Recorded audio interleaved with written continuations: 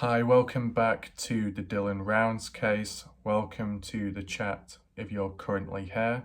Now, last night I did the longest video ever on my channel, which was a map analysis of Lucin, Utah, including Dylan's land and the outer skirts as well. Very important, some interesting findings. If you haven't already checked that video out, make sure to do so. There will be a link in the comment section, okay? In today's video, I'm going to tie on from it to do with a certain location, and quite an important one, and I'm going to be tying it in with one of my own theories, okay? As said, you can leave your thoughts in the chat as we go along, how you react, how you think to it, and if you've got any other additional ideas and whatnot. I know some people here and there still criticise the usage of Google Earth because it's not exactly up to date, but as I always say, there are certain buildings, infrastructures that aren't going to change too much, you know, in contrast to like trailers, which do move about because they are mobile. So I am fully aware of that, okay? And I said in terms of image quality, it's pretty decent for 2019, you know? I've looked at 2020, I did see some 2022 footage, yeah I did, and it looks shit, so I'm aware of that as well, okay? I do take it into mind. So today, I'm going to be looking at the chop shop, okay? So like scrap place where cars, vehicles go, and it's in the middle of the desert. It looks dodgy, it looks rough, it looks like Mad Max, okay? And we'll get into Google Earth now, and I'll talk you through the theory and just share with you the location and describe it, okay? Right, so here we are on Google Earth, looking a little bare this time. That's because we haven't got as many markers, thankfully. As said in the last video, at least 30 plus markers in Lucin. Quite wild, but you know, we're going simplistic this time. So as said, you got Dylan's farm, as you see in the middle of the screen, and then on the left hand side, more west, you've got the grain shed, and then lower down on the far right, you've got the chop shop.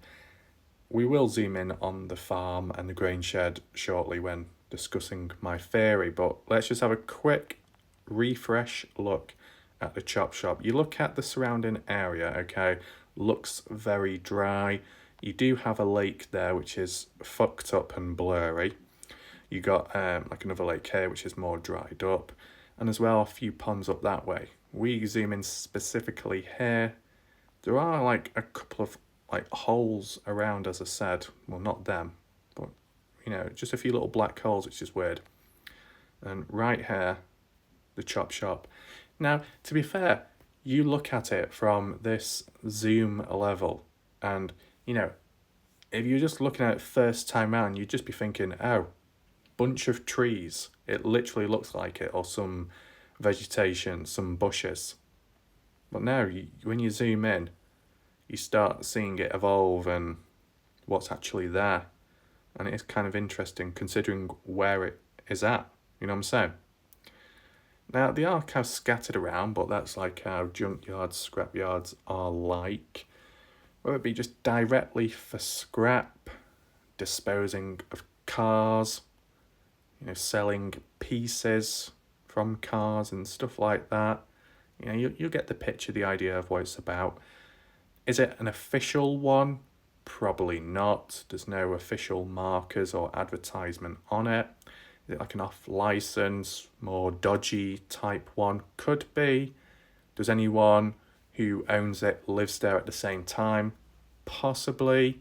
How many visitors do they get over time? I don't know. Some important questions, you know. If it's a very busy place, could highlight a certain thing.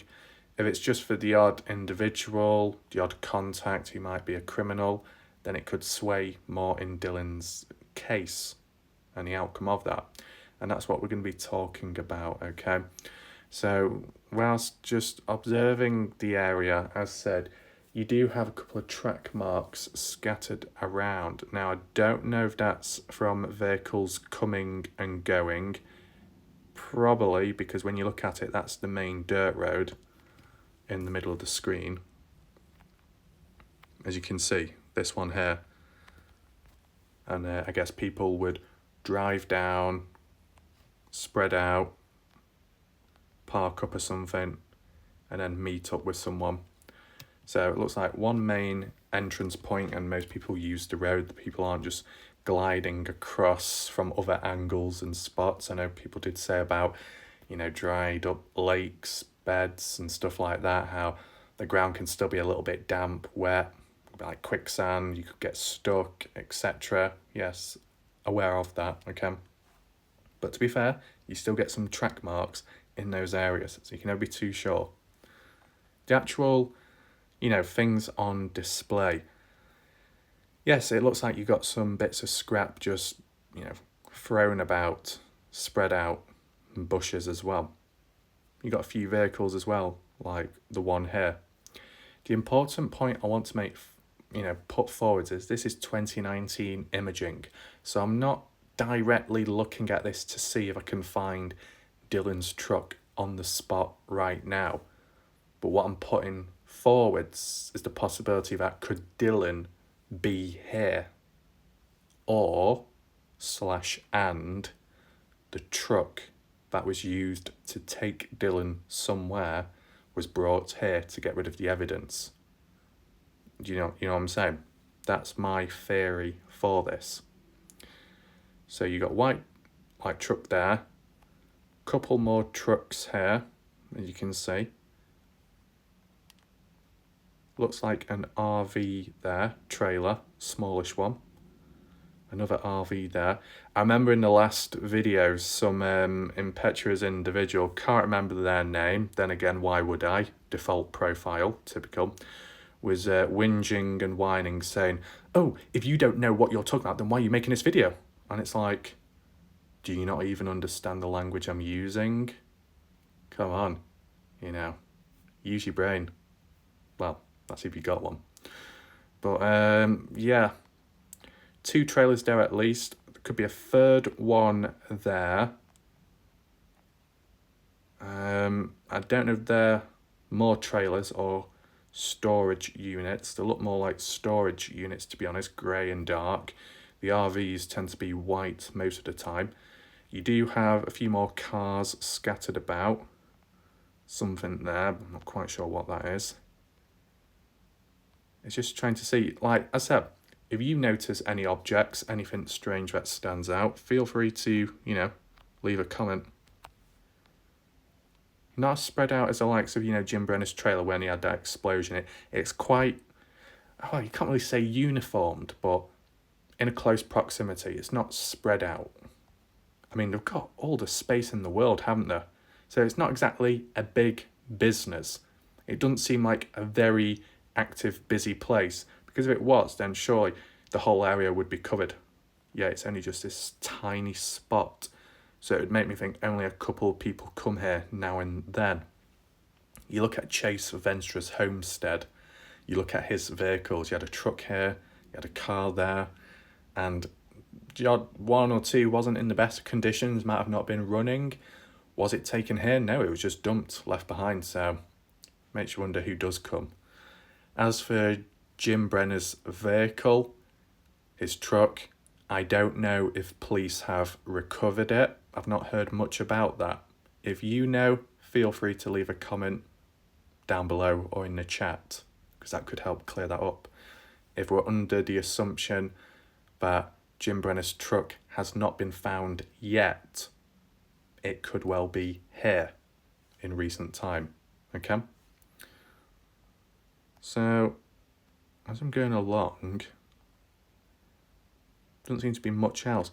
Though, this midsection, there's some black stuff around it, could be loose tires. And then there's like an arm, like a crane. Not a crane, forgot what you call it. It's one of those grabs. Sometimes it's got like a massive magnet on the end of the arm. So when it lowers down, it instantly connects with, a vehicle. So it can pick it up and then drag it somewhere, take it somewhere, and then drop it down. You know what I'm saying? And I might be wrong, but just from the looks of it, it might be in the process, but you can see it with the arm coming out and then a vehicle there in which there is shadowing on the ground. I don't know if it's on ground level or if it's half dangling in the air attached to that magnetic arm. It might be. I don't know where it would be taken to because like there doesn't seem to be a pile, you know what I'm saying? And don't you normally get those like machines or something? I don't know what you call them. Where they get, I don't know if they get smashed up first to an extent, then put into one of those machines that crushes it into a small square box cube. You know what I'm saying? I mean, from this it looks more to be like scrapping for car pieces. I don't know where the extra bits or the pure scrap goes because, you know, where? I mean, this is the other thing. Is there a possibility that they might bury stuff in the ground? Maybe. I don't know. There's some track marks here and that there, but I don't know what that is. Anyway, I think we've, you know, looked at this close enough, analysed it fairly well. So, how far is it from, let's say, Dylan's... Would you say Dylan's... No, not Dylan's. Do you want to measure it from the grain shed or Dylan's place of living? Because both places seem to be hot spots, right? I know you got the boots at the grain shed and that's where it might have all went down. But then you've got Dylan's place of living, in which certain stuff wasn't moved in recent time, but also the key fob returned back to that spot. I think we'll just tie it in with the grain shed. I think we'll do that, as that's where one of the main suspects lives at, okay, and where the boots were found. So, just get a distance check. I don't know if I'm going to do it like really advanced. Actually, where's that road gone? Maybe I can do it kind of accurate.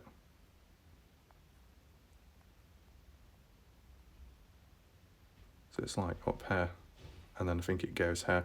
Is that a highway though? It's got, yeah, it looks like a highway. Just got to make sure that I don't end up going on a railway track.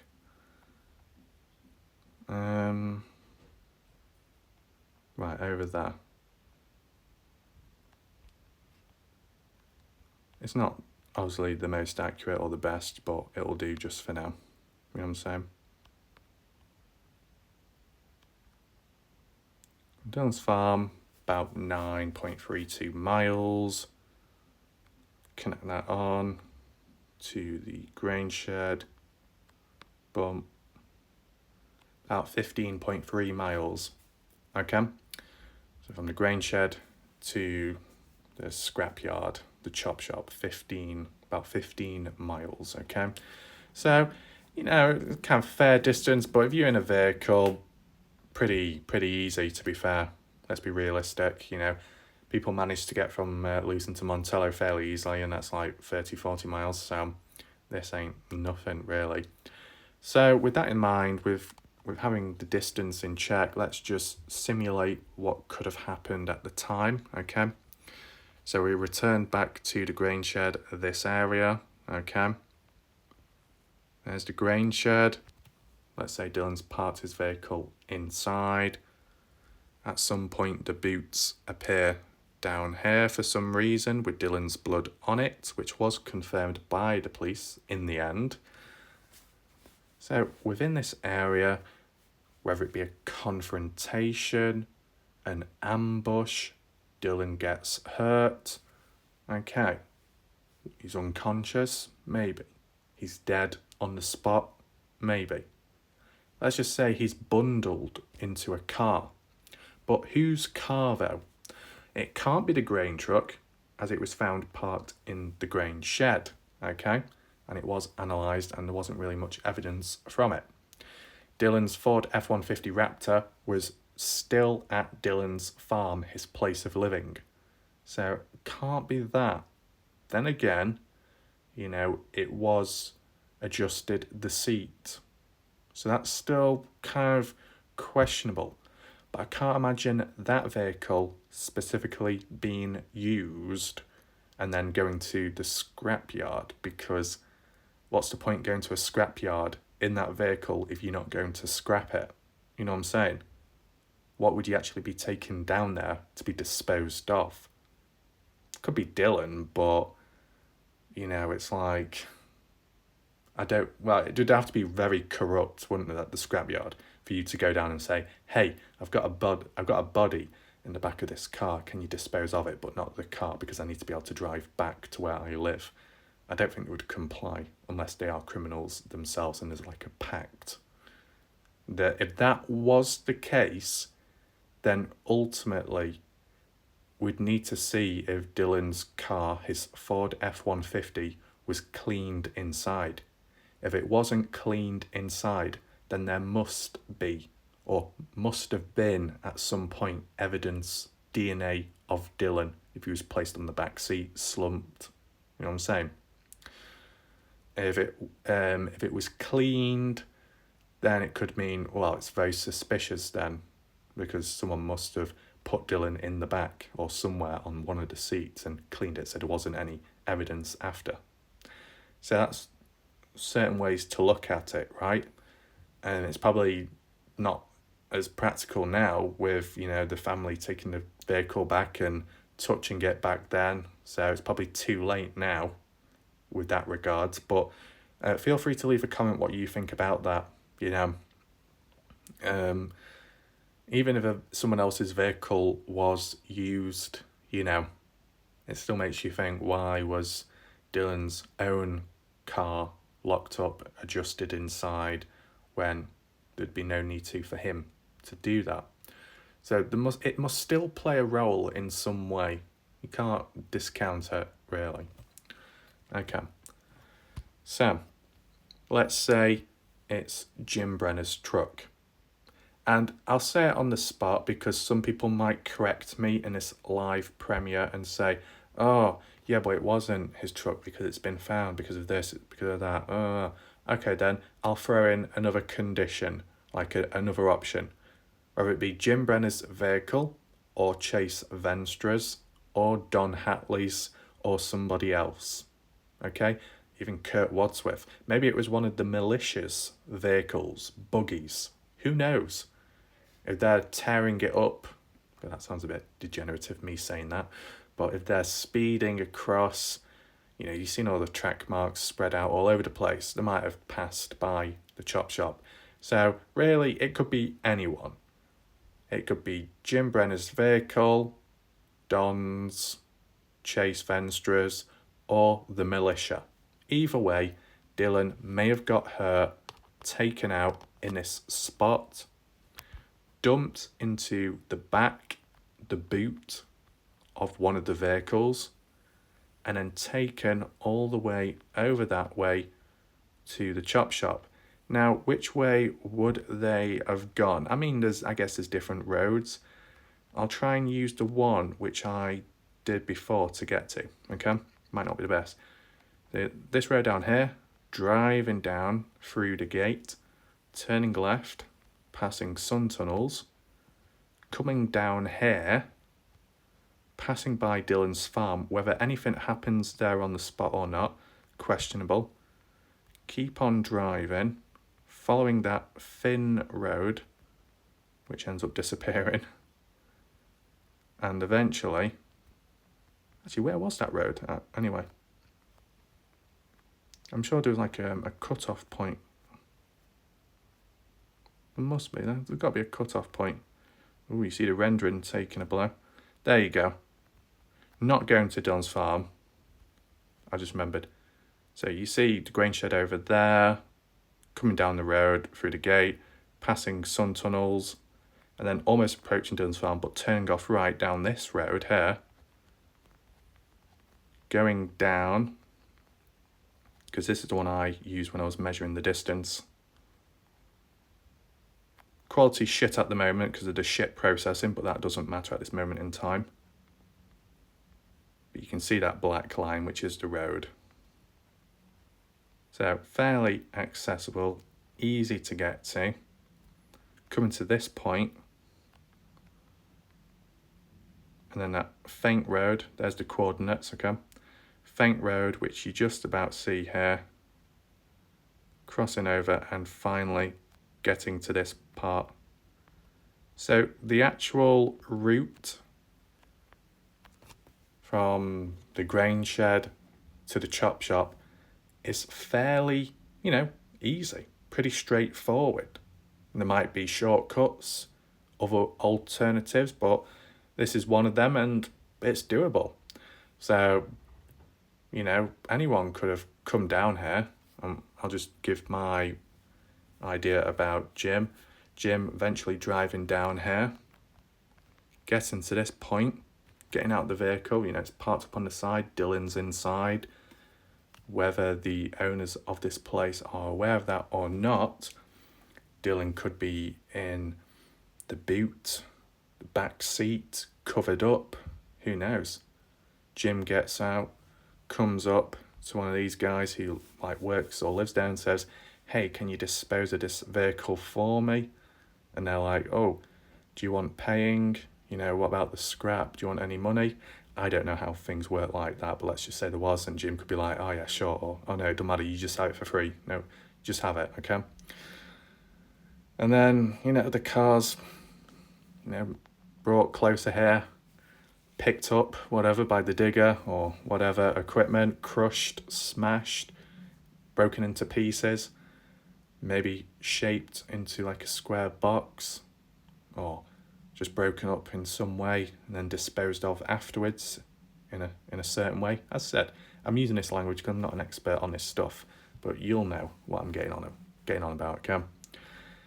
And, whilst that's going on, Dylan could be inside of the vehicle. Whether it be in the bonnet, not in the bonnet, in the boot, depending what vehicle it is, or just on the back seat, and it's being crushed up. If he's not dead already, if he's not dead before, he will be now in this process. So there's that to take in mind. And as well, what condition would he be in, Dylan, after this car being scrapped? Mangled, twisted, or all that dodgy stuff. So maybe unrecognisable. It's a bit of a weird thought, but I'm sure you've seen it in movies, films, where someone's been kidnapped and they're at some kind of scrap yard and they're being threatened of being crushed whilst being inside of a car. I've seen it, so it's a possibility, you never know. If the owners are aware, it makes you think they must be corrupt themselves for them to follow through with that. If not, and they're just not aware, and Dylan's crushed up in a car, what happened from there? Was the car or the remains of the vehicle dumped to the side, buried in the ground, sold on? I don't know how things like that work. I mean, I'm sure certain items are sold on successfully, but the scrap parts might just be left behind, forgotten about. So that's the idea. I mean, end of the day, this place, if someone lives there, runs it, maybe it's worth just simply going down there to get an idea of what it looks like, and providing the owners or the people that work there aren't too dodgy or dangerous, you could just ask them a few questions like, do they know about Dylan? Have they done business with him in the past? Has Dylan come down before? Just to establish whether the people that are in that area are aware of Dylan going missing in the first place, because that can help. It might help them rejog their memories of people they've met before Dylan's disappearance, let's say. Have the people that work there dealt with Brenner before? Has there ever been a falling out between Brenner and the people that work there for whatever reason? They might reveal more evidence to Brenner's behaviour, how he acts out at times. Was anyone down there, on the day Dylan went missing or just shortly afterwards? Because that could mean something as well. Those type of questions, because it's not too far away. It looks to be a place of disposing stuff to an extent. I might be wrong in certain areas, but from looking at it visually, with it being a chop shop and, you know, scrapping, removing, destroying, breaking down items like that, and then with, you know, tying it in with behavior in other locations where people bury stuff, then the same could happen here as well. So yeah, you know, there's quite a few different questions. It would be good to look at visually. Someone was boots on ground in the area. But as said, if the place is dodgy, the people that run it are, you never know. You got to be careful.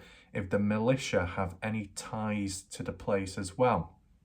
Because in brief, from last video premiere, one individual said about their friend was driving through the area, passing by, and then, you know, a group that could be the militia or some sort pulled up in a truck, got out, and were armed with guns. Nothing happened, but let's say that happened if someone was going there, such as to the scrapyard or nearby, with a camera, and then that truck or trucks pulled up with guys with guns, and they see you recording, they might get hostile. They might think you're some secret reporter, secret detective, and they might be like, whoa, you got to put that camera down. You can't be recording this. You can't be recording us. And then they might even threaten you with violence. You can never be too, you know, sure. So things could get messy. I know people say, oh, it's a nice, pretty, beautiful place. You could say that about anywhere. There's always going to be some darkness going on. And if you're in the wrong place, wrong time, if you're unlucky, if you're fucked, you're fucked. Simple as. So it is worth taking in mind. And yeah, you know, you probably have your own thoughts and opinions to this stuff. I mean, it's not the only way of disposing of evidence or someone, okay? Because as said in the last video, you got the ponds. You could dispose of someone that way, weigh him down in a quiet place. If not that, one of the hot springs, you know, like a pit almost, boiling hot water, much more hotter than, you know, you'd expect. You fall in, you're just gonna, you know, just disappear, disintegrate eventually. Tying it in from last video, one individual brought up about it, like with the news of one individual, can't remember exactly when, I think it was Yellowstone, and someone fell into one of the hot springs, fell in, and the only thing that was left was the foot, like part of the foot.